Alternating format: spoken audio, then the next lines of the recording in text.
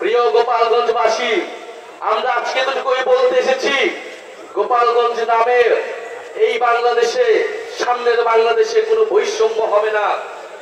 গোপালগঞ্জ নামেও চাকরিতে কোনো বৈষম্য আমরা সহ্য করব না, কিন্তু গোপালগঞ্জে কোনো সন্ত্রাসীদের আস্তানা আমরা সহ্য করব না। মুজিববাদীরা মুক্তিযুদ্ধকে কলুষিত করেছে, গোপালগঞ্জকেও কলুষিত করেছে। সেই গোপালগঞ্জকে আমরা আবার পুনরুদ্ধার করব, আবার সমুন্নত করব।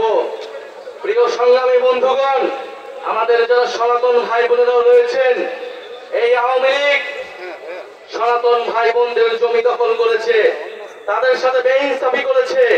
আমাদের এই নতুন বাংলাদেশে আমরা সকল ধর্মের অধিকার রক্ষা করব, মান মর্যাদা রক্ষা করব। প্রিয় সংগ্রামী বন্ধুগণ, আজকে মুজিববাদীরা বাধা দিয়েছে, তাদেরকে জবাব দেওয়া হবে। আমরা যদি আজকে এখানে দাঁড়িয়ে ঘোষণা দেই, সারা বাংলাদেশ এই গোপালগঞ্জে এসে জড়ো হবে। কিন্তু আমরা সময় দিয়ে যাচ্ছি। আজকে যে বাধা দেওয়া হলো, কারা বাধা দিয়েছে, কোন সাহসে বাধা দিয়েছে?